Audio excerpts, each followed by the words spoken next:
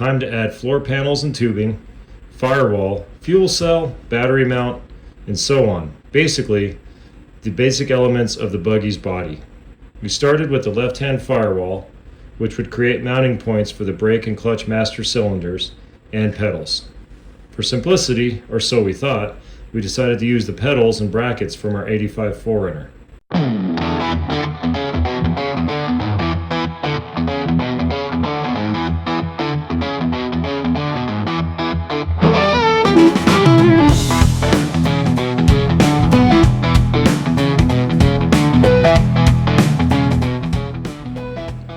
Next, we added tubing to the rear fender area to create the shape of fender wells. This was also a good time to create rear bench seat mounts and tubing that will dictate the lower and front part of the rear fender wells and protect our rear seat area, especially our precious passengers.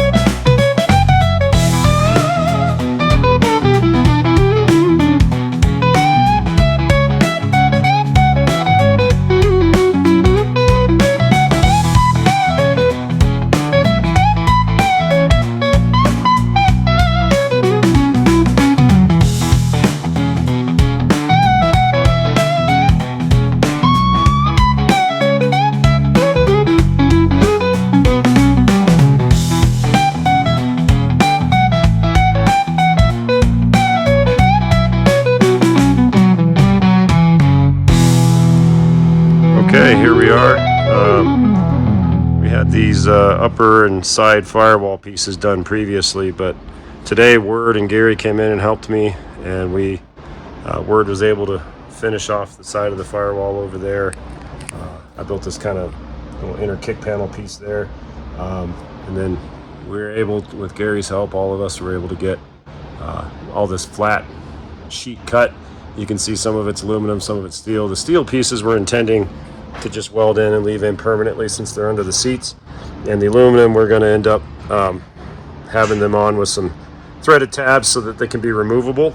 So we still need to finish all the edges a little nicer and cleaner and get some tabs and holes installed for the tabs, get it all tack welded in, but they're sitting in there and it's kind of exciting seeing a floor, so pretty happy to see that.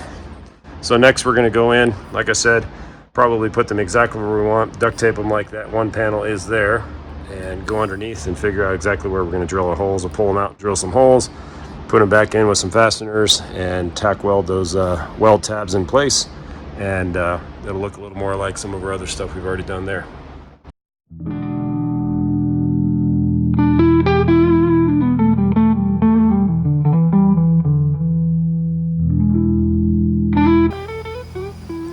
Now we're going to talk about a different aspect of the buggy that we're making here.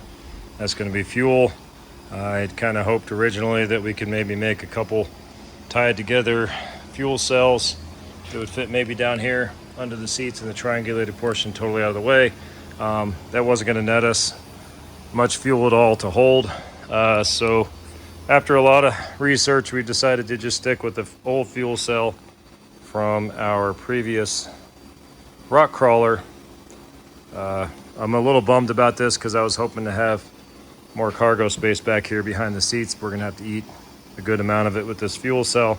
However, it's also important that we're able to carry enough fuel to make some little more cross-country or longer distance journeys. I don't know if cross-country is the word, but we want to have more than 5 or 6 gallons of fuel in this for the purposes we have for this vehicle. So nonetheless, here's our 12-gallon fuel cell. I believe it's 12-gallon.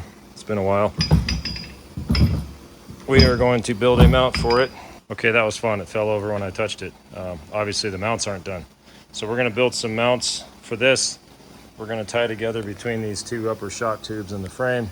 And that area straight across, we'll build some runners that'll sit directly under the fuel cell straps and tie to the back tube here.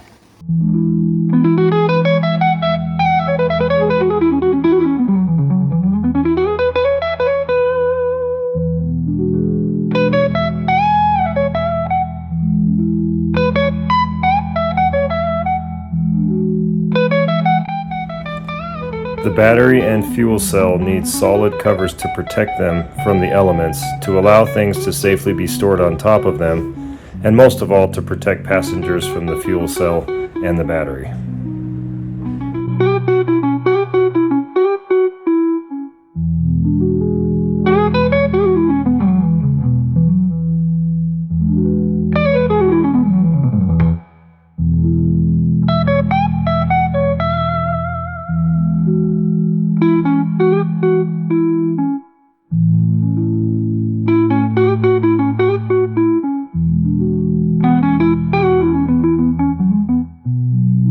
In the center of the buggy here for the floor, which will be under the rear seat, we got kind of a multi-bend piece here that we're trying to make work. We went ahead and just cut these triangles out, fitted it.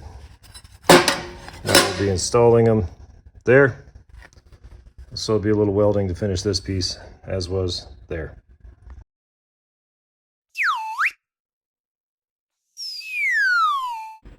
Next, we installed our steering column and created a custom steering shaft. Like the pedal brackets, fitting the 85 steering column to our firewall was somewhat difficult. Next time, we will use a column from the following generation. They look simpler to install and use. We needed to lengthen the steering shaft in the buggy because we brought the front axle so far forward, thus the steering gear. Since we're using a Toyota steering gear, Toyota steering column, we had hoped to use the stock shaft from the 85, stock steering shaft. We were able to separate it at its plastics moldings, but sliding it apart wouldn't make it long enough. So we've decided to just add some generic steering tube material in the middle. So we got this adapter here so we could still adapt spline into the Toyota column here. So we cut this piece off the steering shaft. To do so, we're going to take the other end, put it in this adapter, which goes to 3/4 inch smooth tubing. We're going to add an additional U-joint to safely get around the steering shaft. It was very tight, but I would just add that with some smooth 3/4 tubing, another Heim joint over that tubing to retain it, and then we will join that 3/4 tubing one way or another to the rest of this original steering shaft into the steering gear. Well, here's our steering shaft. This end's going to go to the steering gear. This end goes to the bottom of the Toyota column. We did cut that off.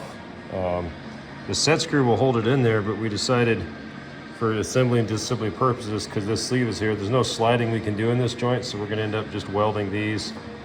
This is our 3/4 inch DOM into the additional universal joint we have here, and into the coupler. We're going to end up fully welding all these.